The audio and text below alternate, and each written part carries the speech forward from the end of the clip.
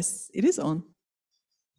So welcome back, everyone, to our final session. And this final session has a number of, I think, concrete objectives or concrete aims. I think this is the session where we really will aim to collectively think about the second part of our conference title, and that was, what can civil society do? So this is the kind of the area that we want to get into. And one of the things that we also want is that this conference has some sort of an outcome, both for our collective memory, for our institutional memory, but also for EIN. So when we come out of this conference, what are our reflections, what are our recommendations?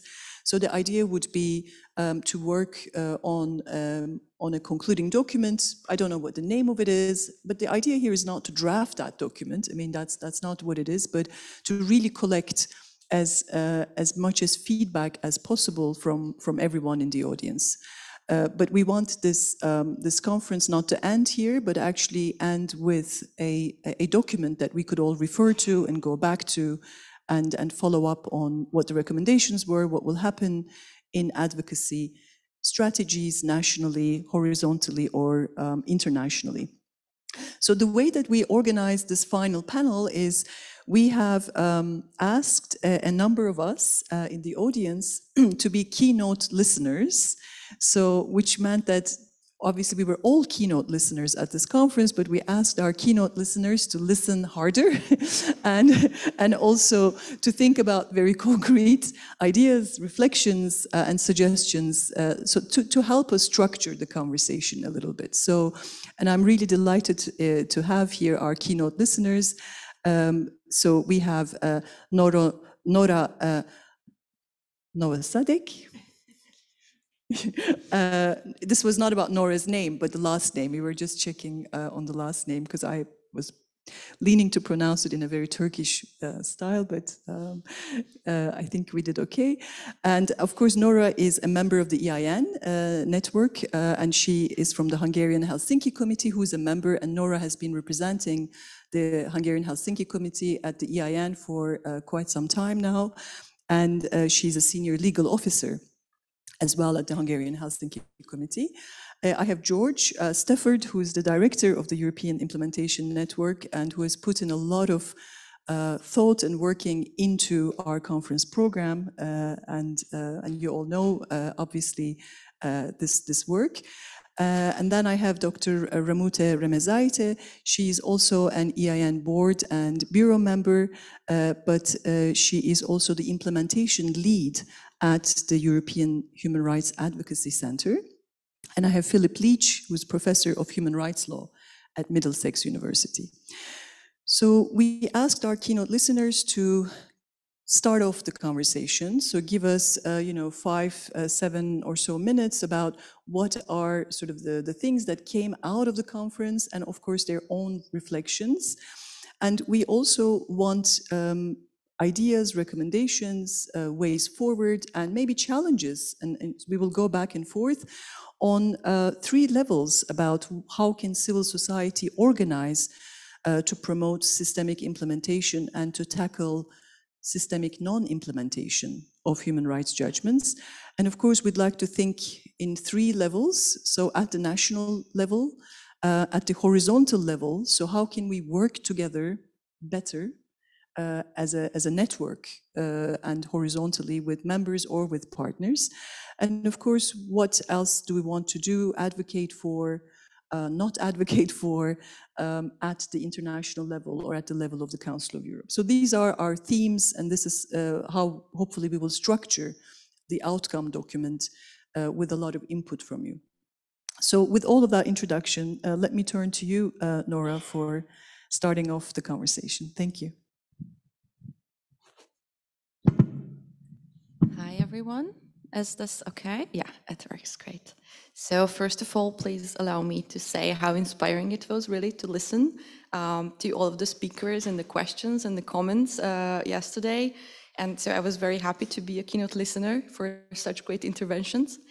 And as it was mentioned, I work for the Hungarian Helsinki Committee. And so we are working on implementation in a country which has one of the worst implementation records in the European Union, and where the political will to take general measures to implement European Court of Human Rights judgments is mostly missing at this point in time. But there are also like institutional issues behind Hungary's poor track record. So the government's approach towards the implementation lacks transparency, lacks inclusiveness. There is no separate national structure for this that would bring together actors, and meaningful parliamentary oversight is lacking. So this is the background with which I was listening to yesterday's presentations. And for me, the ideas I have been hearing, so the steps we should take, can be grouped into two broad categories. Firstly, I call them inward-looking steps, and secondly, outward-looking steps from the viewpoint of civil society. So what do I mean by these? When it comes to inward-looking steps, the first thing I've heard yesterday is that we should build alliances and NGO capacity to monitor implementation in an overarching manner. And this was not set out explicitly, but I think it was implied by some of the presentations. So to break this down, what I have heard is that we as NGOs should focus more not just on the implementation of specific judgments, but also on the overall level of implementation in our own countries. And probably we should also strive to widen the scope of leading judgments, the implementation of which is monitored by domestic civil society. And we should take a proactive approach and do not let certain cases sleep, so to say, in the implementation phase. What I've also heard is that we should build joint NGO strategies domestically to facilitate implementation and to address potential shortcomings in the national implementation structures. But of course, no domestic NGO can do this effectively alone. So you would need a wide alliance or network of NGOs, both domestically and working together with EIN.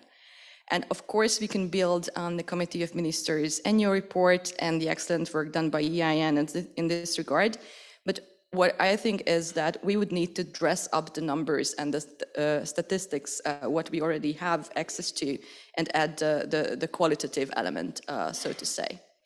And I think from a Hungarian perspective, at least, I have to acknowledge that in some areas, this will be easier because there are already NGOs working on a specific human rights issue on the field who are experts, but simply have not been engaged with the implementation process. So there we should have an easier job. But in some other areas, we see a vacuum where nobody is really advocating for implementation. And there we would especially need to involve individual lawyers, academia, for example, to broaden our reach. And the second thing, still in this inward-looking step category, and obviously I feel like all of our meetings lead to this at some point, but our communication to the wider public needs to get better, just as we heard this morning. So we need to use individual stories more. We need to use value-based and hope-based communication more. We need to do joint NGO campaigns, not just individual campaigns. And we need to raise the awareness of journalists of the overarching issue of non-implementation, so not just focus on individual cases. And the second category, what we called outward-looking steps, here first what I've heard is the necessity to advocate for or engage with national structures. And it was really, really great to listen to the Czech and Slovenian examples, and thank you very much for those presentations. And in our related Word Cafe session, which was small but very devoted, we kind of generously skipped over the issue of the lack of political will to create such a structure in the first place. But what we did, we focused instead on how to ensure that such structures are really effective, are really meaningful and transparent. And I think there is a lot to learn there from the examples we heard. And we also talked a lot about how to ensure that NGOs are properly involved and their involvement is not used only as so-called fig leaves that the government can point to, that they actually talk to civil society at some point. The other national level issue, which is important from a Hungarian perspective and from an NGO perspective, was related to parliamentary oversight and the role of parliaments. And here, one of the main messages for me was that educating and informing members of parliament, and especially opposition MPs, about implementation is of crucial importance, both about the overall level of compliance and about individual cases. And finally, in this outward-looking category, what I've also heard, and this is my last point, is the necessity to take a holistic and proactive approach regarding engagement with international stakeholders. And the first point here is that we should not forget that there are other international stakeholders who can be approached regarding a specific human rights issue, parallel to following up the implementation of the related judgments, like the UN special rapporteurs and working groups mentioned yesterday. And last but not least, I would also emphasize, and I promise that George did not put me up to this, is the importance to raise as NGOs the lack of implementation of judgments before the European Union. Most prominently in the submission we can make as NGOs to the European Commission for their yearly rule of law reports.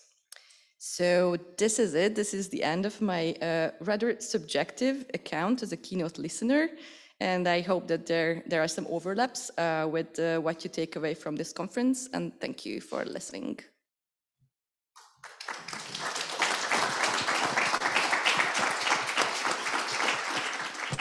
Thank you very much, Nora. I mean, something that I picked up, and maybe that's something we can discuss also with others. I will continue with the reflections, but this might require a little bit more thinking, is how we collectively advocate for certain thematic non-implemented judgments. So I think this is an area that EIN has done a little bit of initial work on domestic violence judgments, that we have looked at all of the domestic violence cases from all countries, and we have been looking at this issue and how to build horizontal networks between different organizations.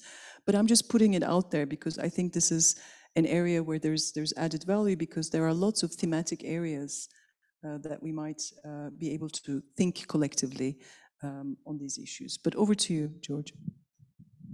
Thanks so much, Bashak, and thanks to all of you for making the effort to come here. It's been a really interesting time for me. I certainly learned a lot from the different presentations, so thank you so much for the presenters in doing such a great job. I think I've got similar feedback from you guys as well, which is really nice. Everyone's really enjoyed the conference and everything, and I think that's fantastic. But for me, it won't be a success if things don't come from it. So it's really important for me anyway to think about what we do collectively, what we do as individual organizations, to really address systematic non-implementation. And I think what I've taken from the last couple of days is that, we've discussed the top-down kind of solutions involving the Council of Europe and the EU, and we've discussed a lot of bottom-up solutions, effective structural issues at the national level.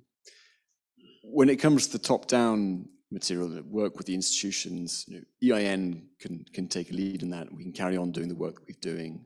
We can listen to a lot of you about what you think we should be doing and feed that into our work. But really the most important thing, and the thing that will really change implementation, is the work at the national level. And it's the putting in place of really effective structures that will systematically improve implementation, not just in one case, but in every case. And a real question for me is how that happens next. Like, something I've heard a lot from all of you is that you're really interested in doing that work, or that you think it's really valuable.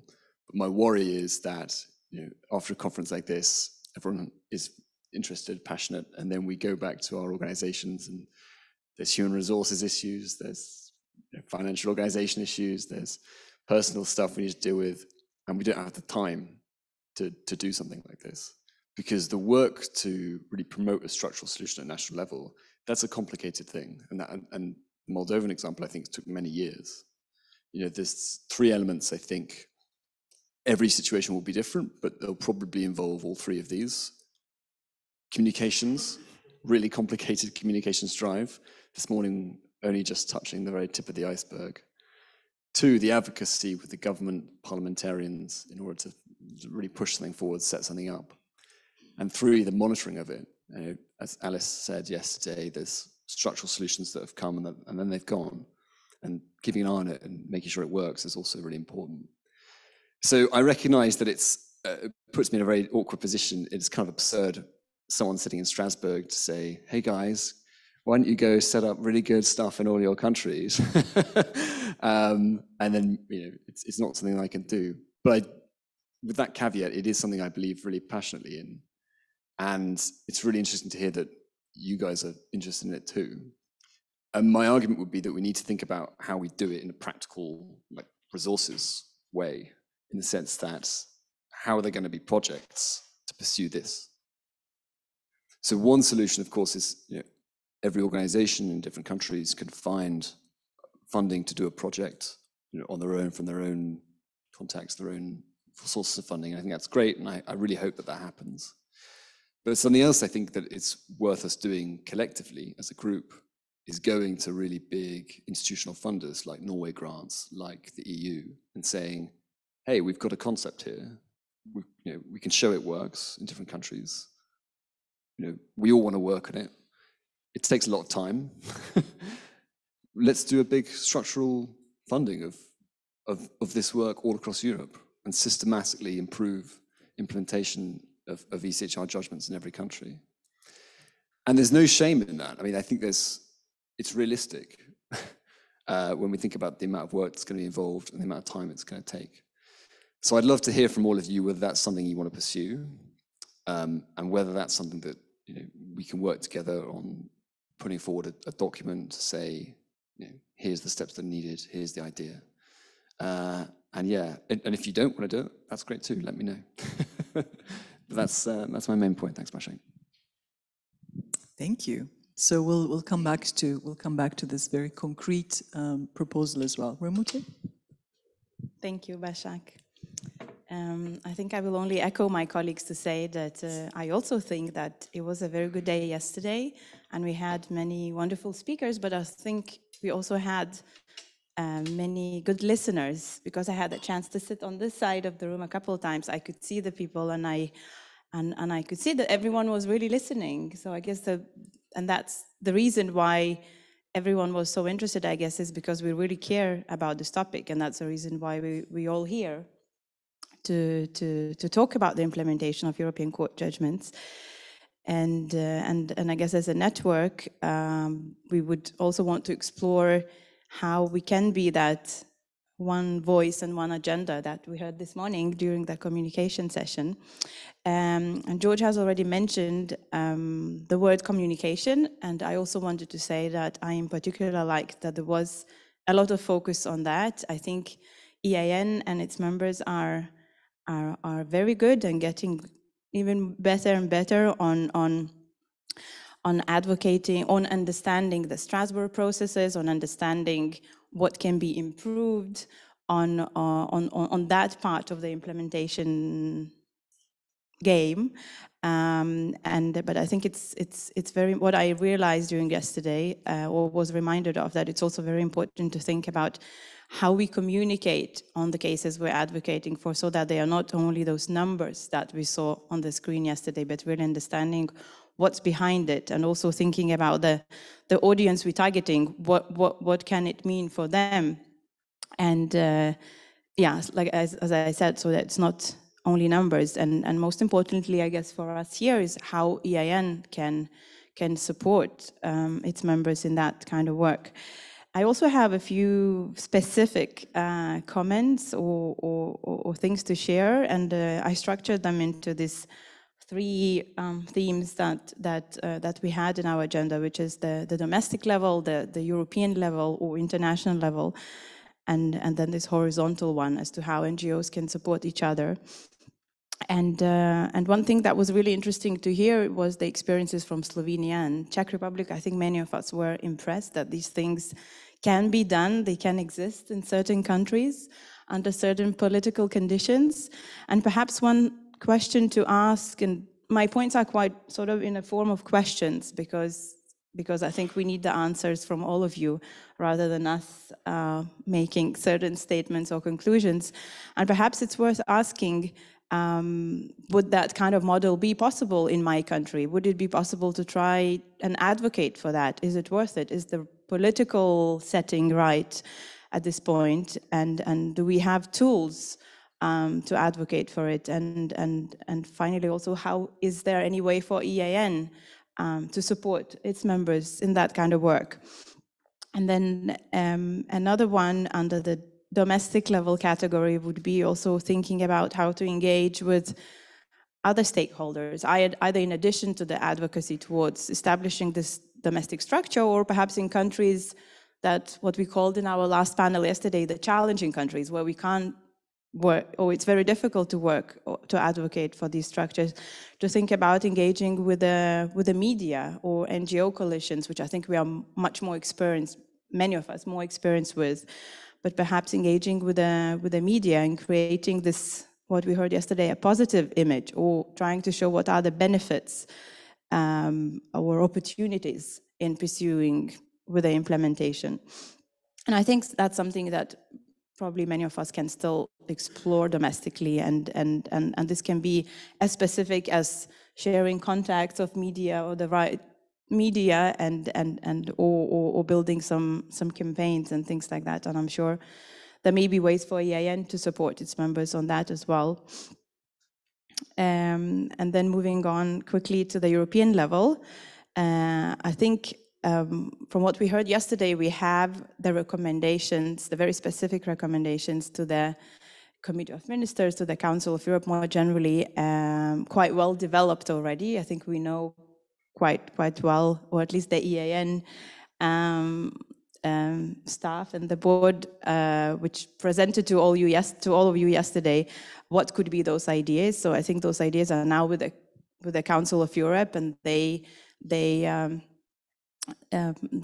on their side of the table to consider. But perhaps one thing that we could think, if it's something that we could support each other as a network in advocating further, in speaking in one voice, maybe there's opportunity to advocate for that domestically or in other advocacy meetings we're having, so that we keep bringing it up on this agenda. I also had the EU advocacy point here, but that has been mentioned already, so I won't elaborate. The only bit I would add is that perhaps some of us would be interested to explore the similar avenues with regard to the Eastern Partnership countries. So that's something to have in mind. And then the very last point, this hasn't really been addressed as part of the program, but I heard some of these issues during the discussions, during the coffee breaks and the lunch break, is still the capacity building, or the knowledge sharing, the experience sharing among NGOs as to how engage in the advocacy, both domestically but also internationally.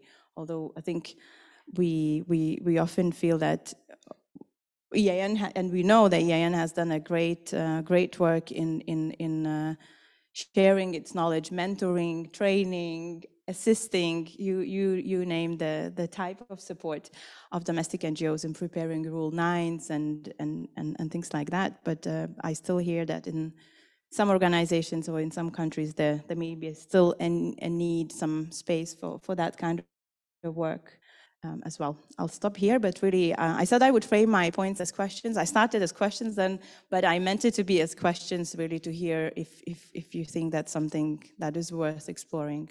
Thank you. Thank you. I mean, all of this reminds me also of our previous conversations at our General Assembly meetings, that some of them we had on Zoom, as you know, and it's wonderful to be here.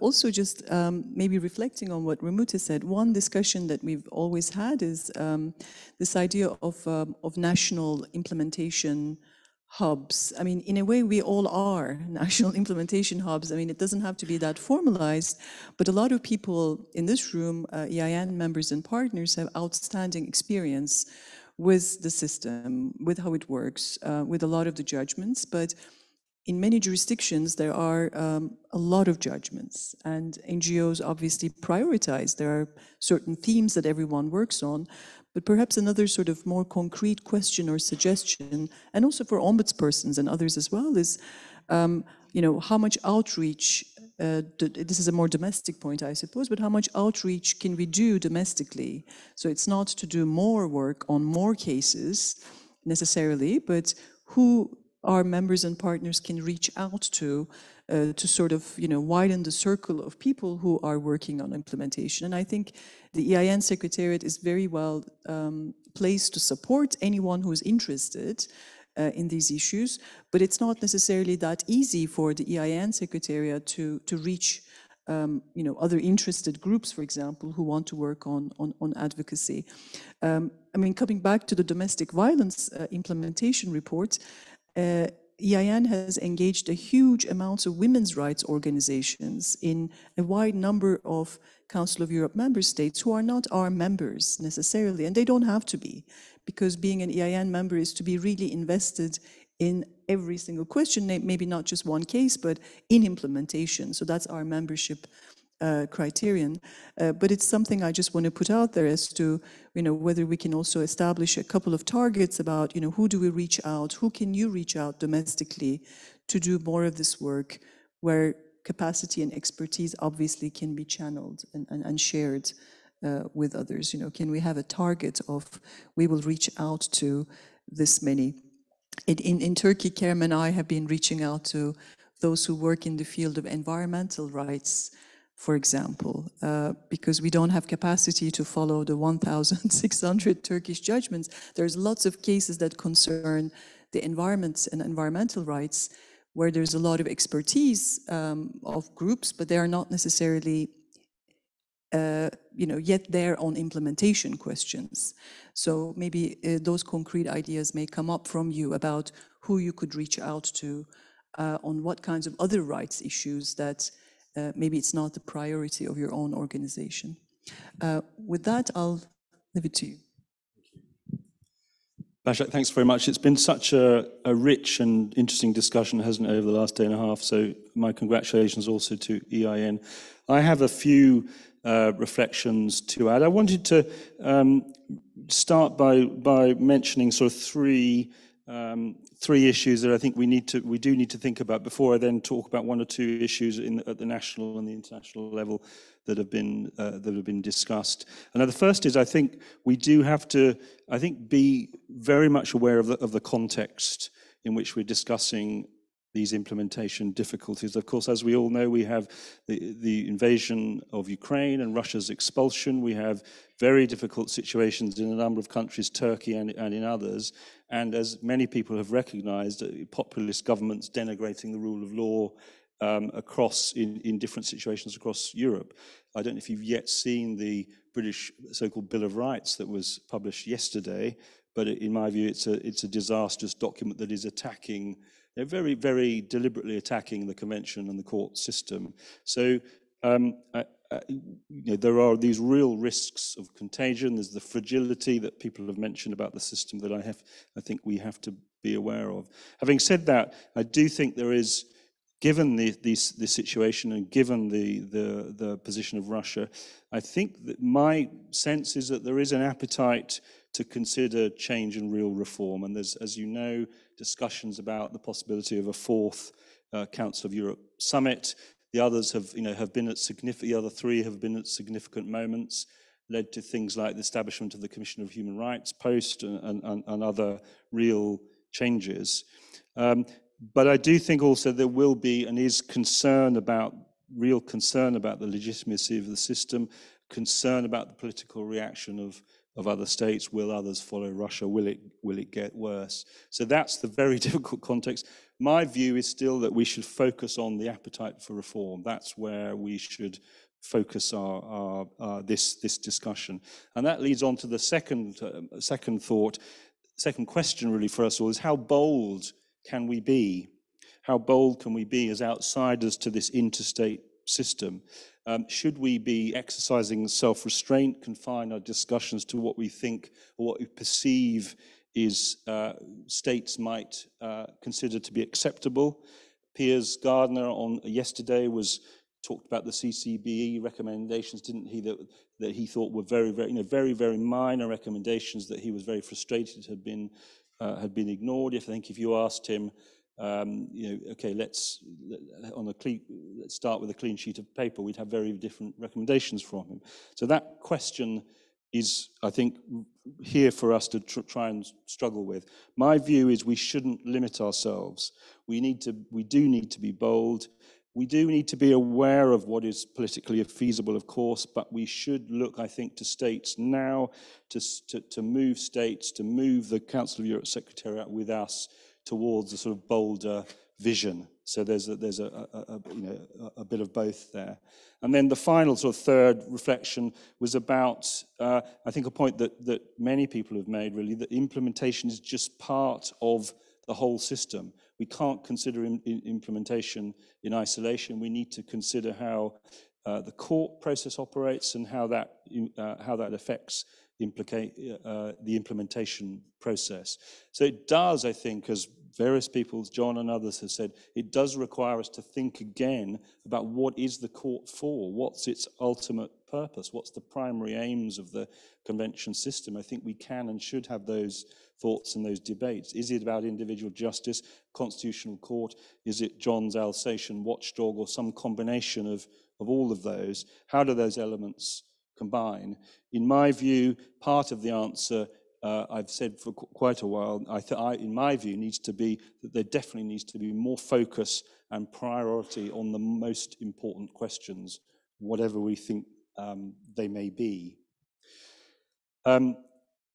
Let me go on to just a few thoughts about what's been discussed at the national level and then at the international level. For me, the committee of experts advising the government implementation that the Czechs have pioneered is essential. We should, absolutely agree with Ramute, we should look to replicate that, one across the Council of Europe states where that's feasible, one that does involve academic, civil society, ombudspersons, NGOs, bar, and so on, in a process that is a permanent structure that develops legitimacy and transparency in that way. We heard an awful lot about, I heard an awful lot about the importance of effective collaboration and cooperation, not something that we always focus on. Building up mutual trust, cultivating allies. We've had dogs and foxes. As a beekeeper, I want to bring you the image of bees and the superorganism that bees create, all working very hard in different ways, but for the good of the whole. So that's my animalistic image for the day. Messaging, I think, is incredibly important. We heard that today, but a number of people made that clear yesterday.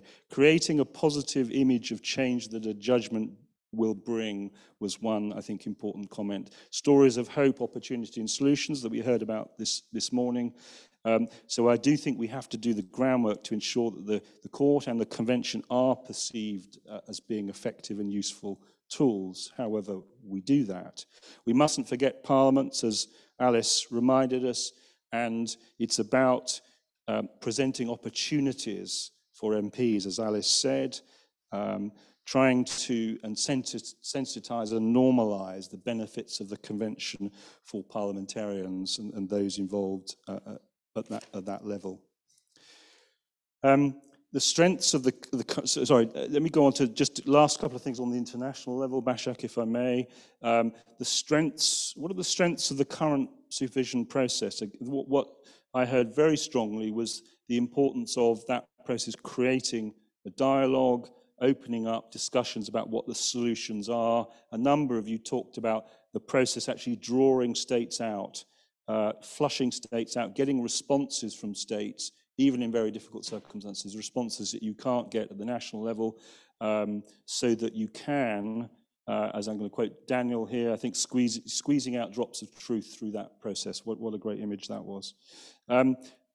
On the current supervision system, I would go further than peers. I'd advocate opening up the process in some way. It can't be done in every case, of course not, but in the hard cases, let's open up the process in some way. I'm a great believer in hearings, in-country visits, and summoning officials and ministers to explain in the most difficult hard cases. Parliamentary Assembly already has the power to do that. And I think, and the people who talk about political theatre, I think there are moments when political theatre is important. Whether you're in country, I was involved in some of the court's fact-finding hearings in Turkey in whenever it was, 20 years ago. Those are extraordinarily important for those who are involved. For the Kurdish families who were the applicants, I thought they were incredibly important. I thought more political theatre could have been made at the domestic level. That may well be difficult in some circumstances, but I think if you look at what the Inter-American Court is doing, and it's not a panacea over there, but I think what they do in terms of holding hearings, public and private hearings on implementation, bringing together the applicants, the families, and the governments to have a debate and discussion, I think is also effective. It draws out states. It has movement. I would support the EIN idea of having a special representative on implementation to support what the Committee of Ministers does, to having a focal point. I think that I personally would take away the role of the Committee of Ministers and have an independent body to do that work, but recognise that, of course, that would mean a convention change. So we're in the realms of political feasibility here. But if we can't do that, then we need to open it up and have some sort of independent element to it. Finally, bite, or perhaps I should say sting, shouldn't I, if it's bees, but smart and credible sanctions. I think there need to be real consequences in some way for when recalcitrant states fail and keep failing. They need to be seen, that, as a number of people recognise, I think they need to recognise that there will be consequences, there will be concrete and strong measures. We've seen the global community responding with all sorts of sanctions in relation to Russia. So I think we should, as George advocates, use EU leverage through the budget conditionality mechanism and others, so that there are real consequences and we can move beyond our absolute frustration at some of the drawn-out processes that we have to deal with. I'll leave it there. Thanks very much.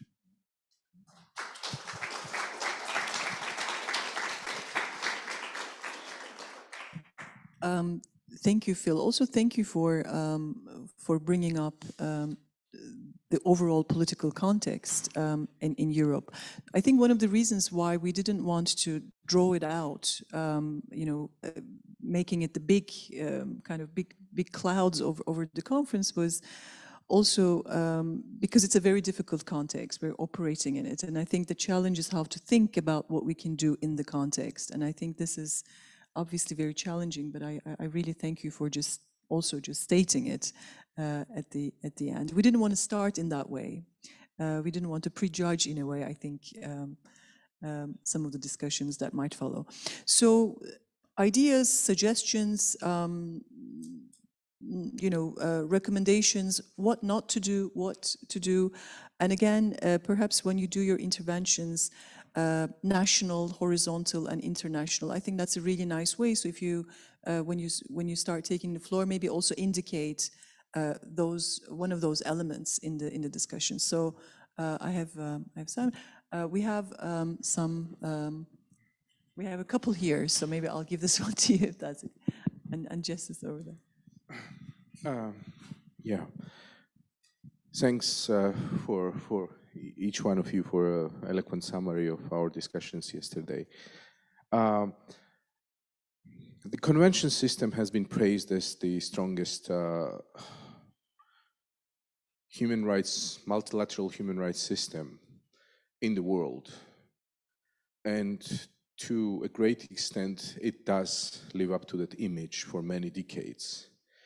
But I think the reason why it did was not because of the innovative nature of the convention system, but it more had to do with the overall political situation in the European region, and the fact that the European countries for a number of decades were willing to, comply and move forward and change and advance the protection system domestically.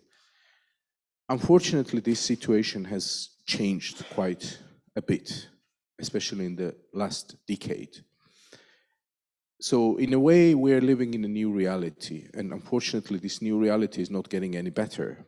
Actually, it's getting worse. And democracy, we all know, is in retreat, not only in some other remote places, but also in Europe. And I think bearing this in mind, we have to really think about how we can really strengthen the existing system, either by using already existing tools and instruments or by creating, and as Phil was suggesting, using this momentum for reform and asking some bold questions and suggesting some bold reforms. And I think one of the things that we can collectively do as a civil society is to start using existing tools. And one of those tools that has been completely underused is infringement proceedings under 46.4. They have been introduced by Protocol 14 12 years ago, and they have only been used twice. And I think one of the reasons why they have been used only twice is not because there are not many situations where the infringement proceedings should be used. They're not used because we, first of all, civil society, do not believe in the realisticity of infringement proceedings being used. And I think we should start believing in this, and we should campaign together for the infringement proceedings to be used more often. Because states need to see that there are consequences for failure to comply. The other thing which I think goes into the reform realm is I think we need to have a more precise, clear criteria in terms of suspension of membership. Because right now, the way this matter is dealt with by the statutes of the Council of Europe, it's very vague, and it leaves huge room for political interpretation. So again, talking about the reform, maybe suggesting some sort of a checklist for the Committee of Ministers that they can use when talking about any kind of membership suspension or expulsion. Objective checklist that can have, 5 to 10 items, whatever, that will be a good point of reference also for us, for the civil society, would be a good starting point. And I think we should all understand the importance of, creating a sense of having consequences for failure to comply, all the way to the suspension of membership, because without real enforcement mechanism, which leads to consequences, we will see deteriorating situation when it comes to implementation, and not only in countries of Eastern Europe or Southeastern Europe, but all the way. It's like a disease, and it spreads really fast. Thank you. I think I'd like to collect a couple, and then maybe we can also come back to reactions or responses if people may wish to do so. Please. Okay. I want to mention two things. One of them is I'm a victimologist, and what I observe among victims and also human rights defenders, especially for Turkey cases, there is a high degree of parochialism. So civil society organizations should have empathy for the other groups. So the Turkish society is highly polarized. There are like some recent studies about this. So I expect more empathy from civil society organizations towards other groups. The second thing is the dire need for a full-fledged transitional justice process in country where we have systemic problems. So when I talk to other transitional justice scholars and criminologists, they mention this need for a transitional justice process to overcome the systemic problems. Thank you. Anne? Yes. Let me start by thanking the panelists for their fantastic insights and the organizers for a really, really inspiring conference, 1.5 day conference. I'd like to zoom in on one specific point concerning the national level, and specifically George's suggestion that we could form an alliance to really get a bunch of funding and try and advocate for domestic structures across Europe. I'd like to really invite everyone to think about this because, well, maybe I'm a hopeless optimist, but I think it can actually work. And why do I say this? I think there is strength in our diversity. If I look around the room, we have people with fantastic academic credentials. We have people who know how to do communications, fundraising, and all of that. So I wonder if we cannot use this or galvanize this to advocate for structures, even in countries where there might be a sense that they might not necessarily be necessary. So as to, over time, make this the new normal and create more peer pressure, essentially.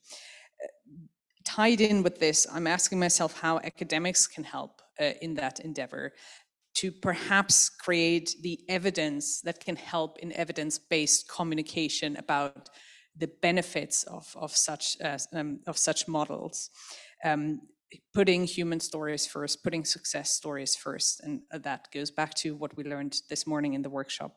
So those are just a few thoughts that I'd like to throw out, but I think we can really galvanize the benefits of our diversity. Thank you. I think we'll go this side of the room, and I'll come back over here. Yes, please. I have doubts about infringement proceedings. I mean, I worked on the first infringement case, and it's endemic of the problem of spinning out the whole process. You didn't get really a good result in general. All you had was considerable delay. The only benefit of the Mammadov case is that it's now clear that the Committee of Ministers has the authority to say what is required. I don't think you need any more infringement proceedings in reality, because that is now abundantly clear. The problem is about the way in which the whole process is spun out.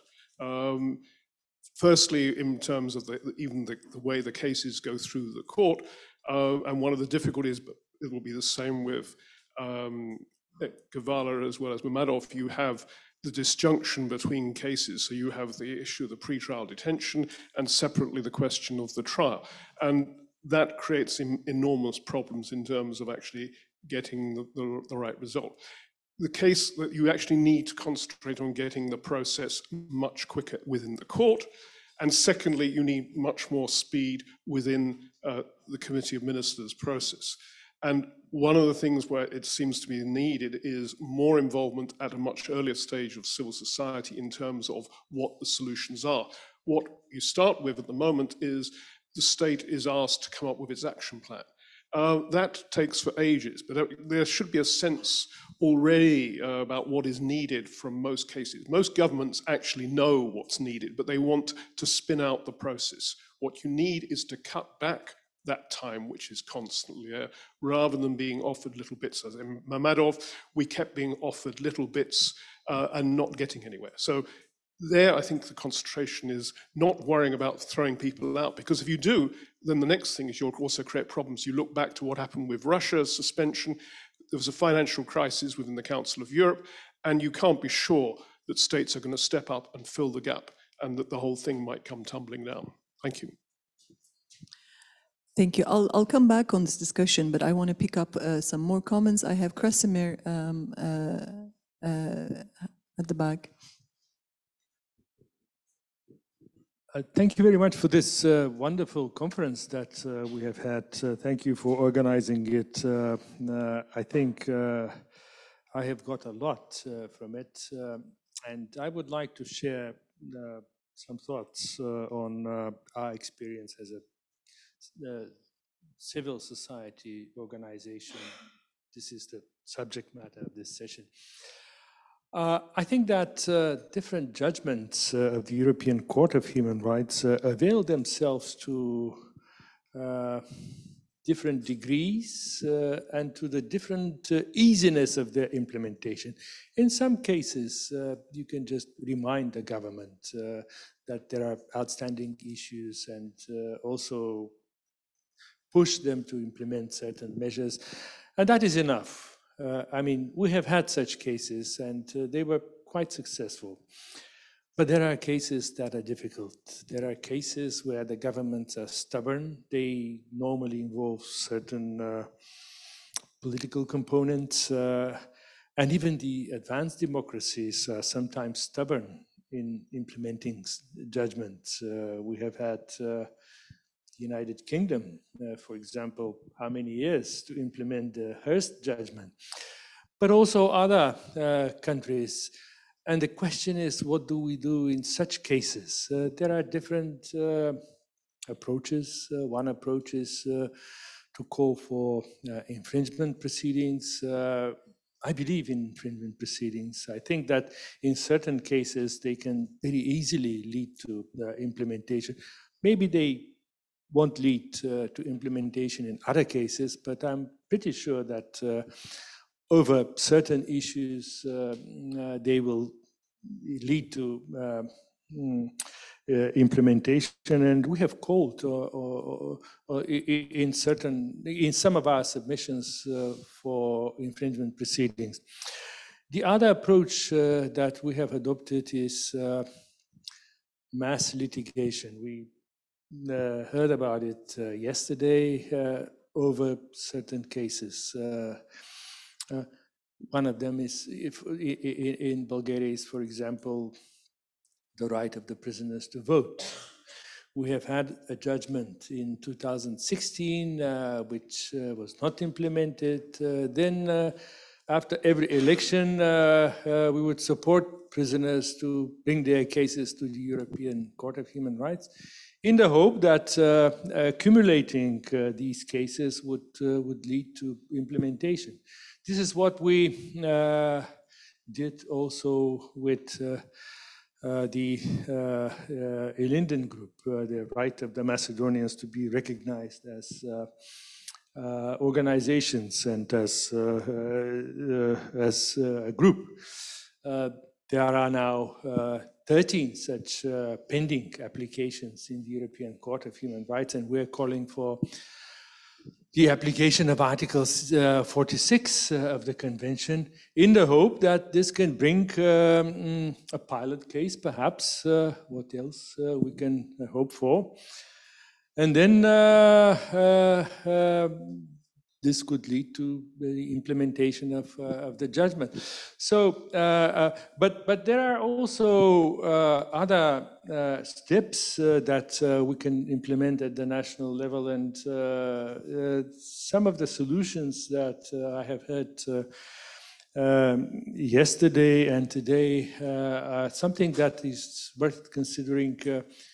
Creating a governmental structure, complemented, of course, by the involvement of other authorities and of the civil society.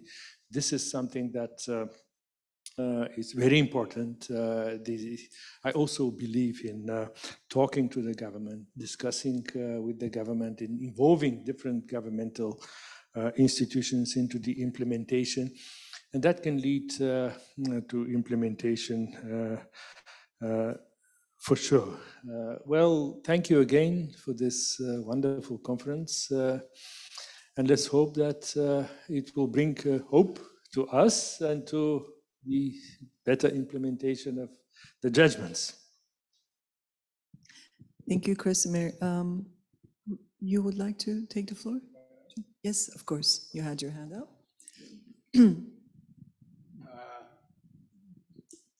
First, I mean, quickly rattle through the thanks, appreciation, admiration for all those who've been here the last few days and this event. And then to come back to two things that George and Phil said and try and be brief and practical.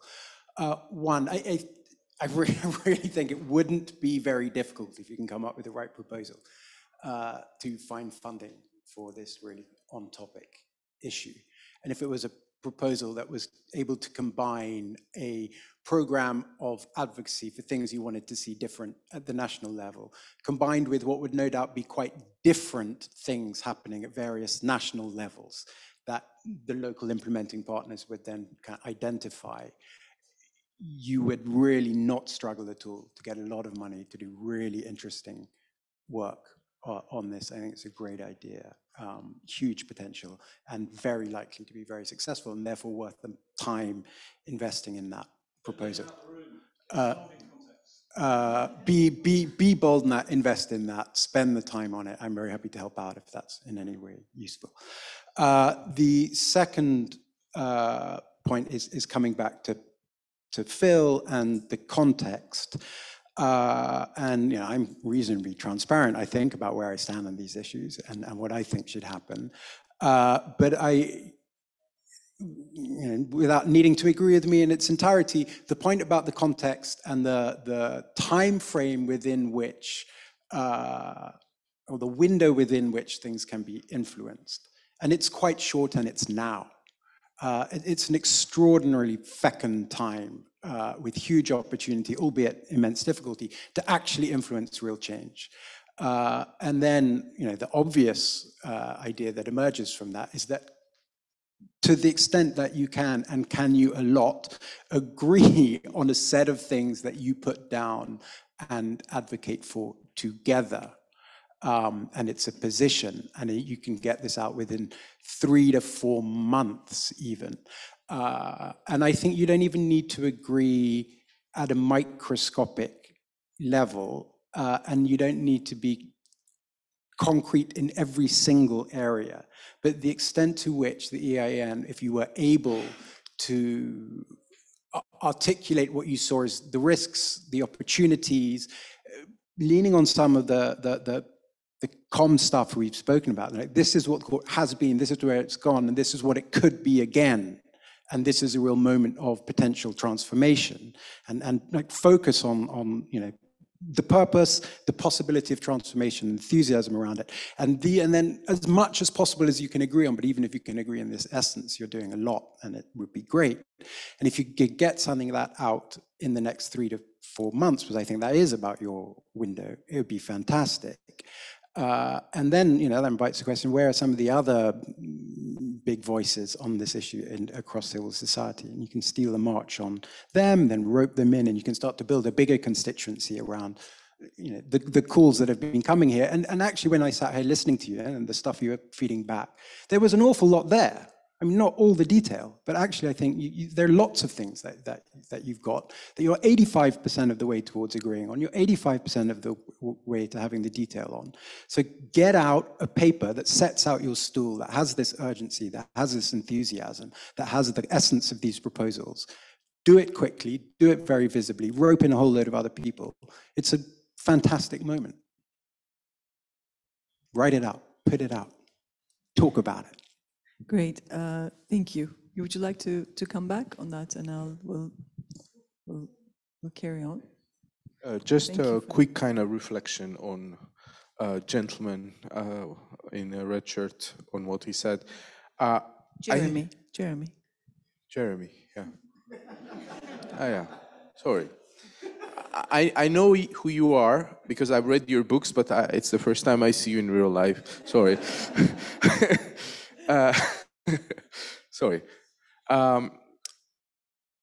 The infringement proceedings in Ilgar Mamedov case were real success, and I think we have to appreciate that. Not so much perhaps in the way the judgment on these proceedings were worded, but in terms of real impact on the ground. And they were a success because A, Mr. Mamedov was released soon after the committee decided to start infringement proceedings. B, his criminal conviction was quashed, and C, he received a record amount of compensation, just satisfaction, as a result of the decision of the Supreme Court of Azerbaijan. As you know, there are other Article 18 cases in conjunction with 5, which are in the queue of,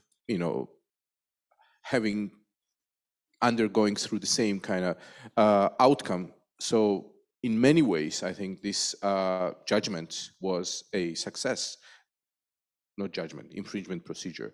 So for me personally, it is an inspiring example, which, you know, we should reflect on and consider doing something similar in situations of non-compliance. Thank you. I'm just looking around, but also we can come back to our listeners for for some further reflections.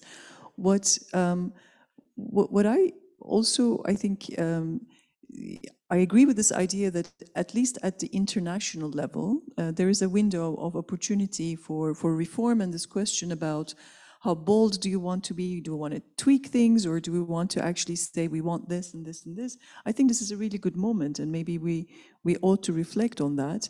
And of course, this question of consequences that came up, right? I mean, in the systemic non-compliance kind of situations, what are the consequences? And I think this is maybe an area where we need to think a little bit more about whether we want to make some more bolder proposals with an eye of not just today, but also hopefully, and you know, maybe the Council of Europe won't be here, you know, I mean, I don't want to give you the bad news, but you know, we don't know what will happen in 20, 30 years now from now. But of course, we have to also, I think, have the eye to a long-term health of an institution we assume that will exist. So I think we have this challenge as all of us about thinking about today, and there are burning problems today, but also like what will be a good thing to propose to next generations of human rights defenders. So I think that's something it's really worth thinking about. But I also had this reflection on what Phil said is, you know, what are the most important things? Because I think we can suggest reforms that are general, you know, like a special representative on implementation. You know, we want, you know, so these are very general things. But a lot of the discussions on Mammadov, on Kavala, and Demirtas and others, they're also very particular questions about political prisoners, people who are locked up, basically, and they are, you know, spanning 5, 6, 7, 8 years of their lives in detention, which is a very particular type of a problem. And I think then there's the organizations that are locked up or organizations that are shut down or not able to exist, right? So we have a number of issues, and maybe we can think about making recommendations about those types of specific, you know, so how specific do we go, if this is what I'm trying to suggest, versus making general recommendations about the health of the system. And I think this is an important issue, because when we talk about problems, we have certain cases at the back of our minds, right? So when we say we have to do infringement proceedings, you know, and it, you know, it's a concrete, you know, it's something that's in the public eye, you know, we can talk about it and things like that. But probably we don't think we should be doing infringement proceedings for every case that's not implemented, because that's 10,000 judgments, right? So what do we mean by what? And of course, the problem with the infringement proceedings is there is a reputation and diplomatic sort of, you know, success in Azerbaijan, as you highlighted, but there are no consequences actually to infringement proceedings. So the judgment goes back to the Committee of Ministers. And so if you have enough pressure, there can be consequences even before the decision. But actually, institutionally, there are actually no consequences to it. And so there's a risk of you know, this not working in the third case or in the fifth case or something like that. Obviously, other than the road to suspension or whatever people call that. So I find this also, in terms of making this reform suggestions, a challenge about how specific issues we want to make suggestions about, Council of Europe, political prisoner cases, or every single case and implementation. So I find that a little hard. And what do we put on that box of like urgent things, that a bit of the nuncamas cases, like, you know, we learned something and we should reform the system as to how it responds to shutdowns, misuse, you know, criminal law and convictions of people taking their lives away from them. So I find it hard to think, but.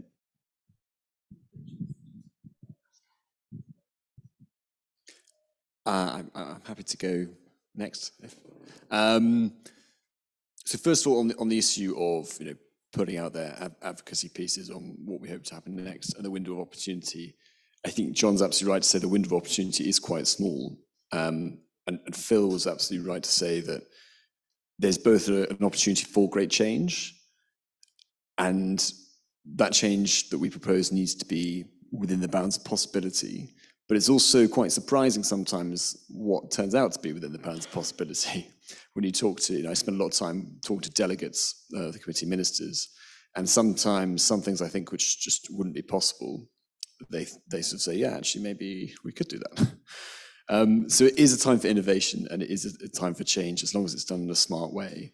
In terms of what we have out there already, everything that Başak proposed yesterday in her speech, we have in a policy document that's been issued to every committee of ministers, member state, and the Council of Europe itself. And we need to do more intense advocacy with the Irish current presidency, the Icelandic presidency that's coming up next, because they're already working on a possible summit. So that needs to happen as soon as possible, and we are doing that. What we don't have an agreed position on is a question that's been circulating a lot, which is this issue of red lines. And I suspect it's going to be very difficult to come to a conclusion about that and have a joint position on it, because I think that there's going to be very different opinion on exactly what that will look like. And the question of whether we should be more active in considering states to be suspended from the Council of Europe for non-implementation, I don't think is something that everyone's going to agree on. Maybe I'm wrong about that. But I think that would be a very challenging thing for EIN to come up with. So that's where we stand on the reforms. When it comes to the couple of comments about the fundraising proposal, there's been comments from people based in London, in Ghent, in Brussels, but that's not where the funding needs to be. It's not where the activity needs to be. EIN is not the organization that can do what I refer to as the structural reforms at national level. It's in Moldova, it's in North Macedonia, it's in the country. We've got a great range of people here from really a big wide range of major human rights organizations from different countries which have structural levels of non-implementation. So I throw it out there again, guys. Do you want to do these big projects on structural reforms to promote systemic implementation in your countries? Thanks. Yes, please. No, what I wanted to strengthen is not so much about the huge international context, but about the nitty-gritty stuff. Since I come from a domestic NGO, and just 2 points that I really liked Anne's saying that make the national structures the new normal. And I was thinking, okay, there can be peer pressure and can be sharing of good practices, but how do we as civil society facilitate that peer pressure and knowledge sharing between governments? Are we in this position? How can we be in this position domestically? So I think that's like a very concrete intervention point, what we domestically in our countries should think about. And just for the funding part, I mean, this is a very resource-intensive exercise, and I don't think there is a need to be shy about that we need a lot of money to do this properly. And I mean, my organization was also support like a huge grant covering many countries, which at the same time allows NGOs do implementation work in the way nationally sensible. So, how it is sensible in a national context. So a very flexible grant to do this work. But I give back the floor to the more higher level thoughts now. Thank you. I think all levels are really high. I mean, I think what you said it, and I think hearing this kind of support for this idea, I think is very valuable, and that we should maybe think about advocating it even when it's not possible, because it may be possible. I mean, there's some value maybe in that kind of work as well. Just one point on infringement proceedings, and then just something else that Zoe and I were discussing yesterday, but I don't know if, but I'll come back to that in a minute. Just on infringement proceedings, I mean, it's a tool that's there, so we use it. And in Mammadov, we did see, to a certain extent, the Council of Europe, different organs of the Council of Europe collaborating. PACE, Committee of Ministers, Secretary General Court, of course, and that can be, effective. But it doesn't, as has already been said, it doesn't have bite. So it comes back to the question of what consequences we think should follow from violations and whether there's something more specific. Just on Kavala, Başak and I are representing Mr. Kavala with the Turkish domestic team. I just mentioned that just to say that I'm not going to reveal any secrets or anything, but we have pushed the court to go further than Mammadov, and it is about what the consequences are. So we will see. We're waiting for the judgment. We will see whether the court will go, and so there might be some more. We hope there will be some more consequences in the Kavala judgment, but we will see. And then, so we were talking about Rule 9 and comms. Do you want to? Because it's your great idea. Do you want to? Sorry to embarrass you, but I Thank you. It wasn't so much an idea, it was just a reflection about the number of Rule 9 submissions that we have, and the colleague who presented yesterday, and I think everybody had a huge amount of respect for the fact she'd read all the Rule 9 submissions. And that led me to reflecting simply about the fact that it's quite an open rule. There can be a real variety of types of submission. And Daniel explained that their organization intended to be a go-to in terms of legal quality of the submission, but many other types of communication cut through. And because the Committee of Ministers is a body that contains diplomatic and legal representatives and has many things to take into account when examining cases, I was just wondering what cuts through effectively with Rule 9 submissions, because there are many opportunities to present them differently. I don't have an answer. It was a question about that, so that was the nature of the reflection. So a video presentation in Rule 9, why not?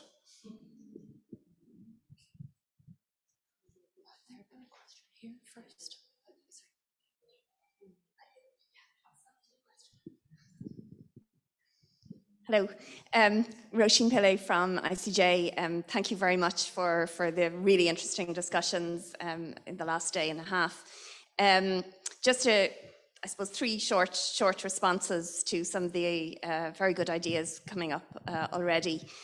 One is, clearly there is an opportunity with the summit. At the moment, there's kind of a summit in search of a subject. So I think there's a real opportunity to make execution of judgments central to that, and EIN should certainly seize it. But I don't think we can put all our hopes in that. I mean, we may find a summit outcome that is very broad brush and doesn't lead to concrete change. I suppose that's a risk. We have to try to make the summit useful, but it's being put together very, very quickly, and I think we can't count on that alone. And I do think the proposals that George and others outlined to really work intensively on the nitty-gritty of the national level through organising funds for that is really the key to sustainable change. And I really do hope EIN tries to go for this. And I think what we do need is to create more of these good practice examples to slowly build up, so that, as someone said, there is the expectation that these systems are in place at national level, that this becomes the norm. If I were you, what I would do is start with a project that looks maybe at 3 or 4 countries and tries to build up in that way gradually, also in terms of the coordination and the execution of this project, to really try to have proper systems in place, and working systems at national level is a huge task. I think probably try to build up in a few countries and to really develop those working examples. And the third thing I wanted to just respond to was Başak's idea of working thematically. on execution of judgments. And I wanted to say, especially on environment and human rights cases, I think this is something we should try to do. Also looking to the future, where we have now the climate change cases going through the court. If we get positive judgments in any of those, this is quintessentially an issue that is cross-national, that the implementation, the execution will need to be cross-national. So I think these kind of issues now we really need to address, not just as country issues, but as European-wide issues, and an EIN should be trying to organise that too. It's also a real opportunity to bring in a whole stream of environmental NGOs that can really contribute a lot to the discussion there, who are probably not in the EIN network already. Fantastic. We have a lot of hands, and I'm going to get them all. So Kerem, and then I have Andrew. And please just keep your hands up, and we'll... Short comment and a question about infringement proceedings. Is it an only political prisoners tool to use? Because two examples we have are about political prisoners, about Article 5 violations in conjunction with Article 18. But we listened to yesterday about Northern Ireland impunity cases pending for 20 years. Turkish impunity cases are also, or Kurdish impunity cases are also pending for 20 years.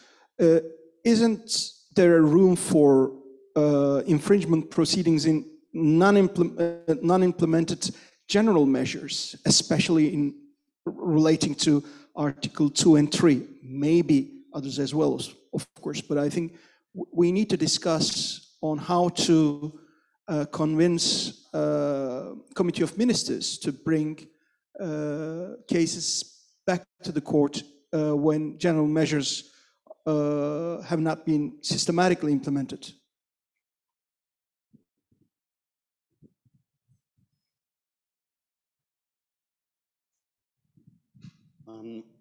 Just a quick specific comment is what's been happening in the Council of Europe this week, which some of you may already be aware of.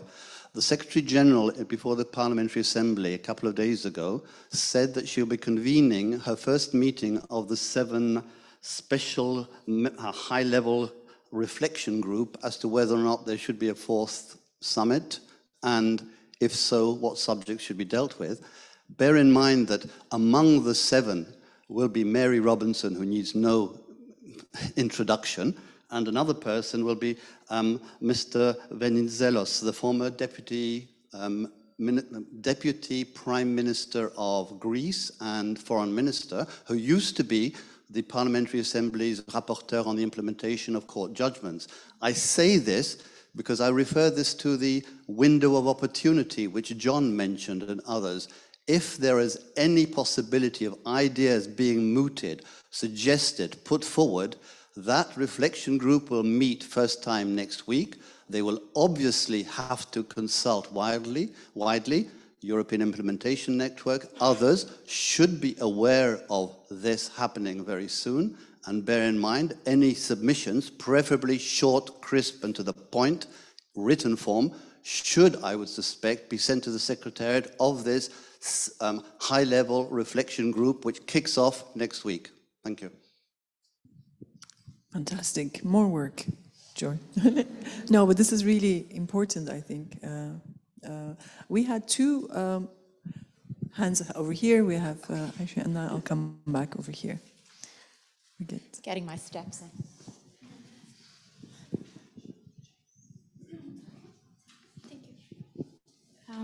Thanks so much for everyone. And my comment, or rather question, would be related to the strategies at the European level.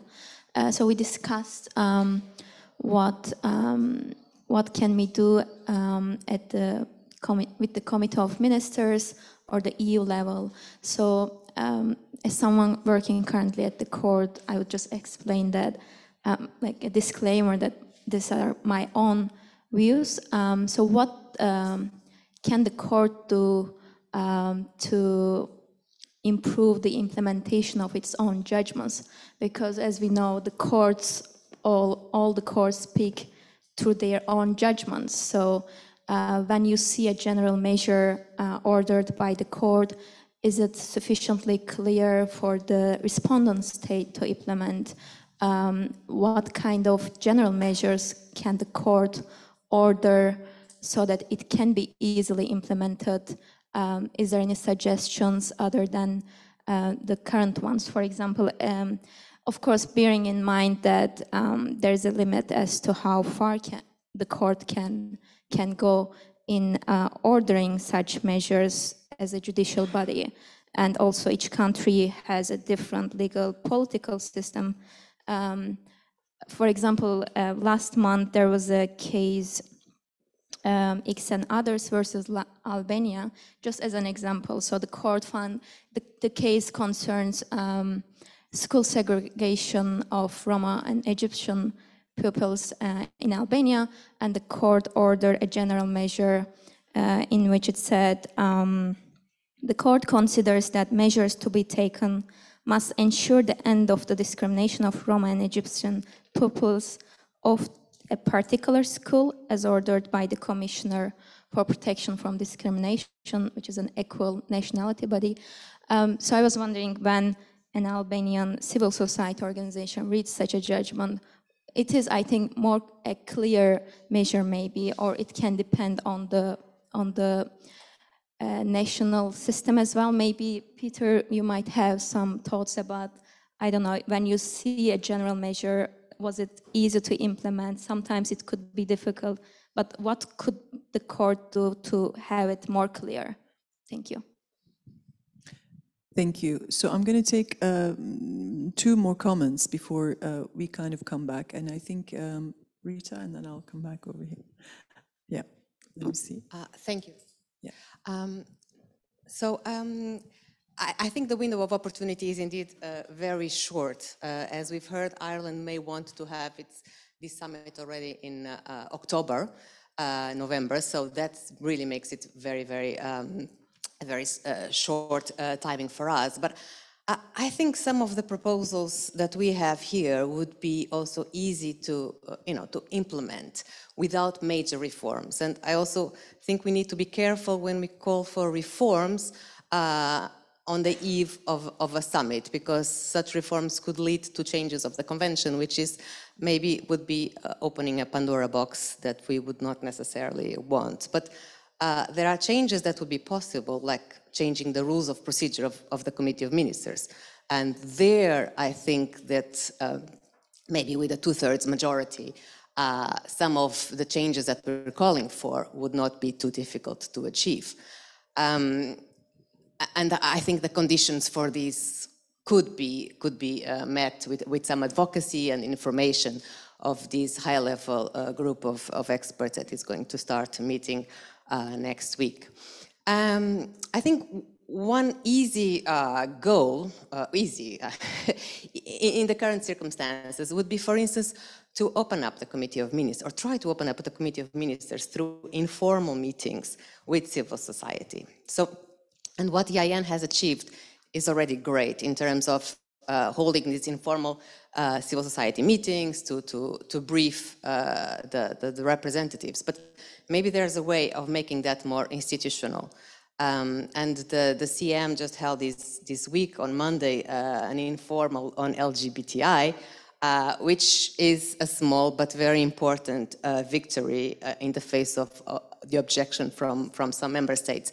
This is maybe something that can be achieved, to have informal debriefings on implementation of judgments, before the quarterly DH meetings on specific cases on the basis of these Rule 9s. I think another suggestion that could be implemented would be for the Committee of Ministers action plans that are negotiated with a member state to really include measures that serve to implement the general measures in consultation with civil society. So we have seen that, for instance, I think Turkey some years ago was the biggest beneficiary of these cooperation projects. Like over 30 million euros were going to Turkey, possibly coming from the EU funds, and very little of that actually served to implement the general measures that all these incredible number of judgments ask for.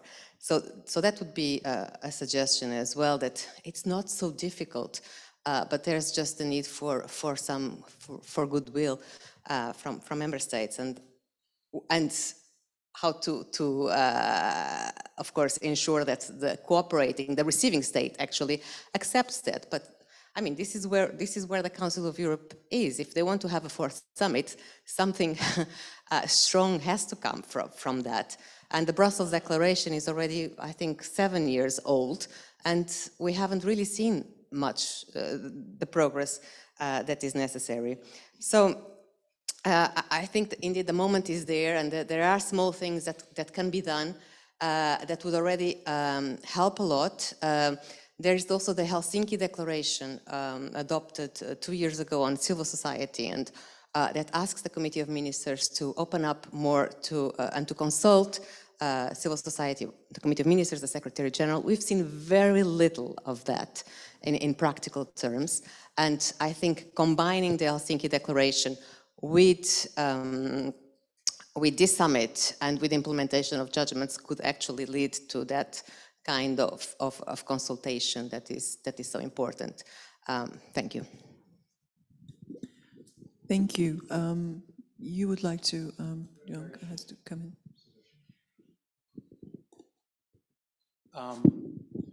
A very short observation or comment on framing. If you want to try and take advantage of this moment, try and say something collectively. How you frame it and what you identify as the challenge you're trying to address is very important. And I would suggest that it's not how to improve the implementation of judgments. It's not that. You reduce yourself already to the beginnings of technical level discussions, and you're not motivating anyone outside that particular country to care about it. Your challenge is to motivate Germany to care about the implementation of a judgment in another country. And it doesn't really care about it. What the framing you need is shoring up the convention system. That is the thing that you'll present, of which your Exhibit A is all the challenges you face in implementation. That's the bit that you need to, can possibly, and I'm not even saying certainly, but it's the best bet for engaging the widest possible political reaction to the stuff that we all care about.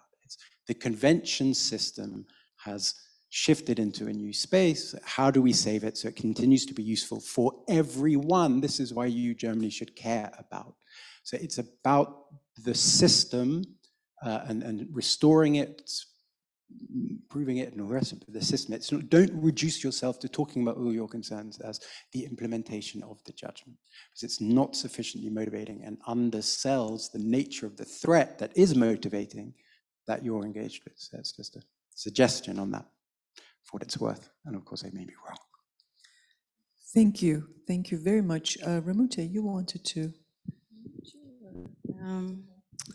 I think so much has been said, and it was really great to have seen so many hands and people really sharing their thoughts, maybe more as a listener into these ideas, keynote listener, and summing up things. I guess what two more things that was resonating with me, or something that was sticking to me. One thing is the communication. Again, we're coming back to this word that we heard quite a lot yesterday and today is really how we communicate, not only, I guess, what we communicate, but how exactly we do that. And the second thing, maybe which would be more of a practical thing. I think we heard two types of ideas. One type of the idea is this more ambitious reforms that, or more ambitious contributions to the reforms that we're talking about, and we need to put in quite a bit of thinking there as to how exactly EIN and its members can contribute to that. And the second one type of ideas would be the more specific ones, be it focusing on certain themes across the countries with this regional approach, be it about the procedures that can be quite technical and small, but can be really efficient in bringing some change, or be the discussion on red lines that was raised, both in terms of the bigger red lines in the system, but also perhaps the red lines in terms of the infringement proceedings, and other types of criteria that may be helpful to have in place for the civil society in stepping in and raising alarms with the Committee of Ministers or the wider system. So I think it'll probably be very helpful to have it all in writing and trying to organize the ideas and see what they fit and what's really feasible with all the current resources that we have, the resources and the energy also equally importantly that we have. Thank you. Thank you so much for everyone, also for the questions as well as the reflections. I mean, there are a couple of things that are, I think, a little bit more concrete, maybe based on this discussion, and others we need to think a little bit more collectively. I'm just looking at George, because obviously Secretariat is helping us think, right? And they nag us, nudge us, and communicate with us. But this sort of a very long-term idea about national structures, to maybe think collectively about this this funding opportunity, to work through that. What I get is a lot of support and about the soundness of this long-term, labor-intensive kind of work that could come out, and this thematic collaboration idea and how we develop that. I think that has come up in a number of interventions. And then this reform proposals of how we have a document. Obviously, this document is public and it has been communicated, but at this time, whether we look back at it, because some of the things we suggest are very nitty-gritty, which we think are super easy, and others are not.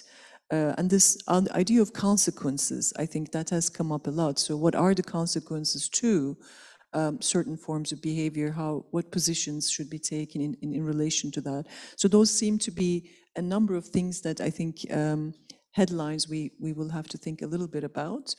On that note, I think we have notes. I think there's been a lot of note-taking, so don't worry. A lot of these are recorded in various formats.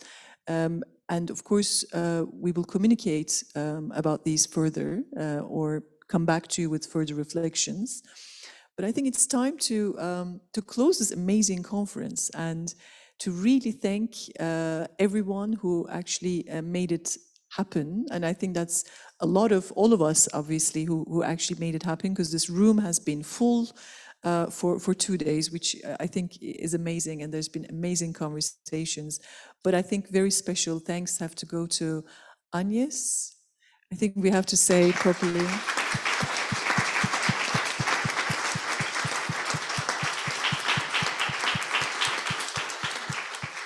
And our tech team, I'm sorry, but I don't know your name, but really thank you for this. And Joanna is just at the back, and thank you, Joanna, for and also to Jess for volunteering for us at this conference. Thank you. And thank you very much, George. Really, really thank you. I'm really thankful on behalf of all of us for all the work that you put into this. Thank you.